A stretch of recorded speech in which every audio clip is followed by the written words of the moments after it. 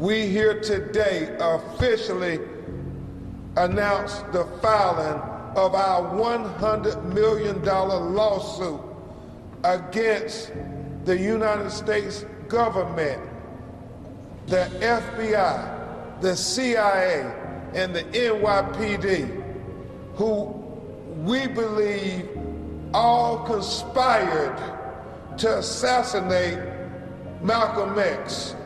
Who taught you to hate the texture of your hair? Who taught you to hate the color of your skin to such extent that you bleach to get like the white man? Who taught you to hate the shape of your nose and the shape of your lips? Who taught you to hate yourself from the top of your head to the soles of your feet? Who taught you to hate your own kind? Who taught you to hate the race that you belong to? So much so that you don't want to be around each other. No, before you come asking Mr. Muhammad, does he teach hate? You should ask yourself, who taught you to hate being what God gave you? Relatives of the black civil rights leader Malcolm X are suing US law enforcement agencies for complicity in his assassination 6 decades ago. They claim the CIA, the FBI, and the New York Police Department were aware of a plot to assassinate him, but did nothing to stop it. Nearly 6 decades after the assassination of Malcolm X, the fight for truth and justice continues. 3 of his daughters, led by Ilyasah Shabazz, filed a $100 million lawsuit against the CIA, FBI, NYPD, and other government entities. They allege that these agencies played a direct role in orchestrating and covering up Malcolm X's murder. Now, this is not new information to me, and I'm pretty sure this is not new information to a lot of my viewers, okay, or a lot of the people that's actually going to watch this video. I haven't been posting in a while, but we're gonna try to get back into the algorithm. But this is not new information. We're gonna jump straight into the story. Don't forget to like, comment, and subscribe, and let me know how you guys feel about this in the comment section.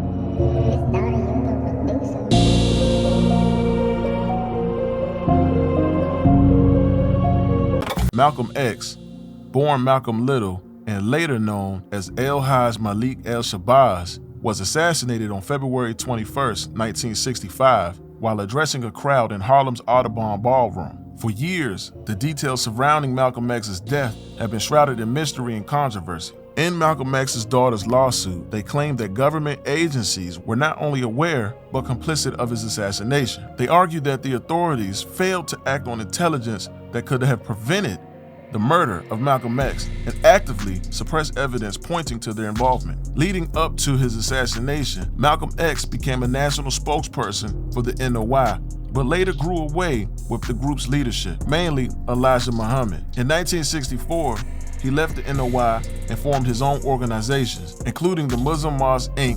and the OAAU. His public criticism of the NOI and its practices created significant tensions, with members allegedly issuing threats against him. The FBI, NYPD, and other government agencies closely monitored Malcolm X due to his influence. He was seen by a threat by law enforcement, and many suspect government agencies played a role in undermining his safety. Now, we all know what happened with Malcolm X, but I'm gonna give you guys a quick rundown. On the day of the assassination, 3 assailants approached the stage. The first threw a smoke bomb to create chaos, and the others opened fire with a sawed-off shotgun and handguns. Malcolm X was struck 21 times. He was pronounced dead shortly afterwards at Columbia Presbyterian Hospital. 3 men were arrested: Tamaj Hare, Norman Butler, and Thomas Johnson. They also have different names. Hare is known as Muhammad Abdul Halim, Norman Butler is known as Muhammad Aziz, and Thomas Johnson is also known as Khalil Islam. They were arrested and convicted in 1966. Hare, also known as Halim, admitted to his involvement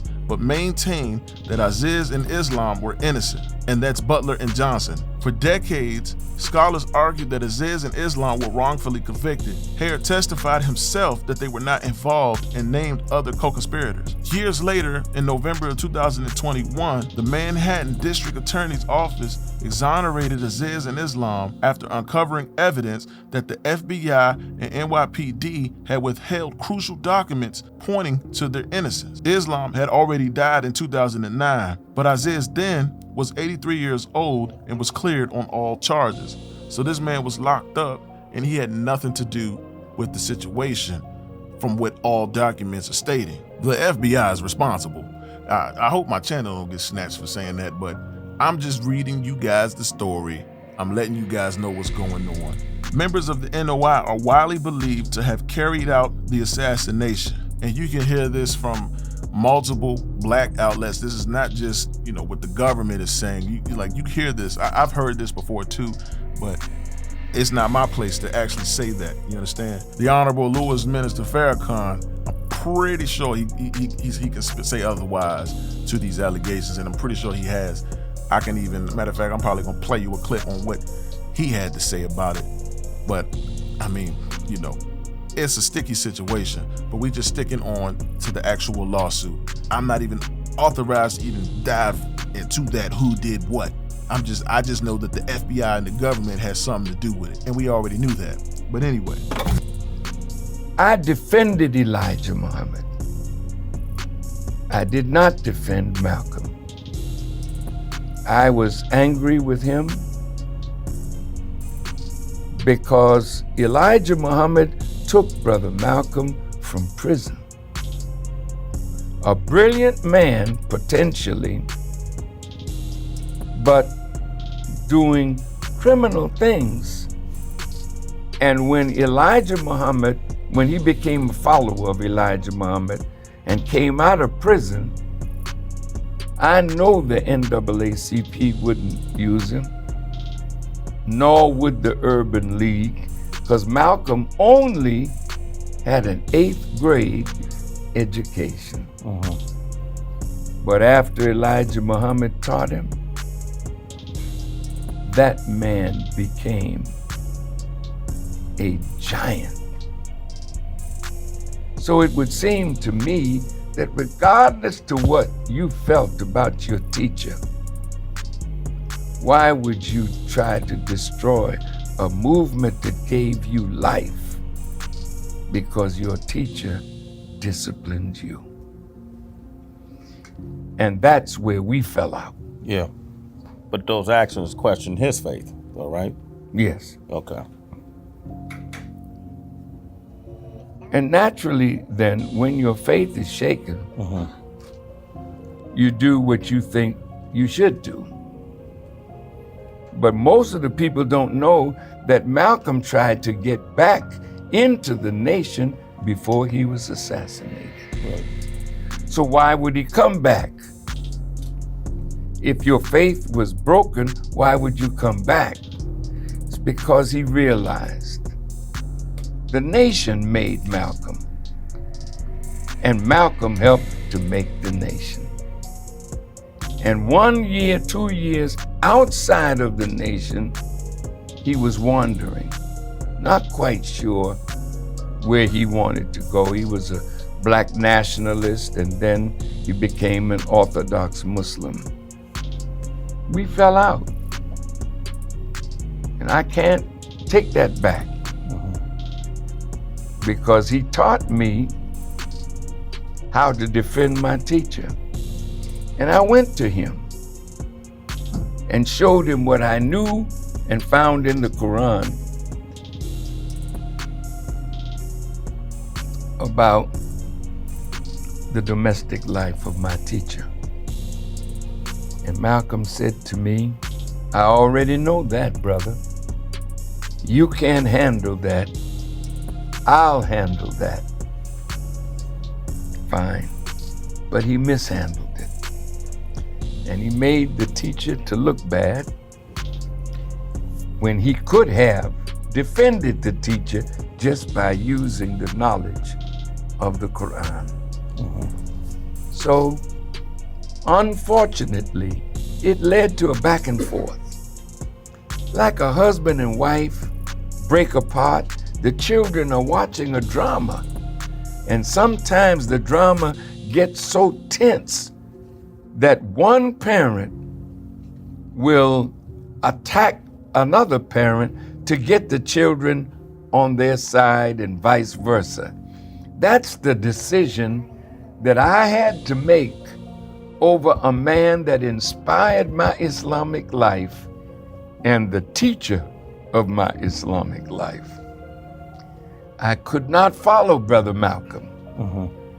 I had to follow the teacher who taught us both. Time and circumstances now brought my brother to an assassination. There's a hell of a climate. You can't leave the FBI out of this. You can't leave the US government out of this. They plotted to divide Malcolm from his teacher and create the circumstances that led to his assassination. And in the Freedom of Information Act, you can find all of this that the government was involved in. Malcolm went to Egypt and was poisoned in Egypt. We were not there. When he went to France, and France wouldn't let him in, he took the money of de Gaulle that had de Gaulle's picture on it and threw it on the ground. He knew that de Gaulle did not want him assassinated on French soil. We're not over there. It's bigger than the Nation of Islam. We had differences, yes. And some from the nation were charged with killing him and did 26 years to life, and they were innocent. The one that was guilty did the time, and then he came out and he named all those who were involved in that action with himself. These are records that you can get there in the court with Consular and others. Now I want to say this in closing this, Betty, of course, and I, we were at odds. But then the FBI came to my door and told me that we're going to announce somebody is trying to assassinate you, Farrakhan. And we're going to make the announcement at 11 o'clock or something. When the announcement came out, they said it was Kubila Shabazz who had paid some little white boy a little bit of money, and he was to assassinate Louis Farrakhan. Now these are things you can get, it's public record. Yeah. I didn't let the FBI put that mess over on me and on us. We had a press conference, and I took the side of Kubila and Betty that they were set up to create a problem between the nationalist community and the Nation of Islam. So Betty and I then stood together, and at the Apollo Theater, we raised money to help Kubila out of that situation, and finally the government dropped the case. At the time, Malcolm X was receiving multiple death threats from multiple NOI members, which is the Nation of Islam, and its leadership publicly disapproved of his actions. Many believe that federal agencies, including the FBI and CIA, either facilitated or failed to prevent the assassination. You got to think about it. If they were watching him because he was considered a threat, they got to know if an attempt is going to be on his life, if they was watching him like we know that they were. Malcolm X had been a target of the FBI's COINTELPRO program, which aimed to neutralize black leaders deemed subversive. So back to the lawsuit. Malcolm X's daughters recently filed this $100 million lawsuit against the CIA, FBI, NYPD, and other entities accusing them of orchestrating and covering up this assassination. They seek accountability for decades of alleged misconduct. If this turns out to be true, and we know it is, I'm telling you, 100 million is not enough. It's not. We're gonna see how this goes. I know Ben Crump is there. I'm gonna play you guys a couple of clips of what Ben Crump had to say, but man, this is a messed up situation. Malcolm X's assassination marked the loss of one of the most outspoken and transformative figures in the civil rights movement. His advocacy for Black empowerment, critique of systematic racism, and involving views of unity remain influential worldwide today. The questions surrounding his murder highlight the complexities of the era and the role of institutionalized racism in suppressing revolutionary voices. I don't know if I can even play too many clips of Malcolm X. I would love to. I'm gonna try to, but hopefully I don't get flagged due to copyright issues. But for further details, you can explore sources like the Death of Malcolm X series on Netflix. And this is still on Netflix. Or you can look up investigations into the COINTELPRO operations to go deeper into, the FBI back then and, more about the assassination of Malcolm X. His daughter's lawsuit seeks accountability, citing the immense pain and suffering endured by Malcolm X's family. And you can't even put that on the scale. They hope to uncover who orchestrated and executed the plan to silence one of the most prominent voices for racial justice in American history, and that's period.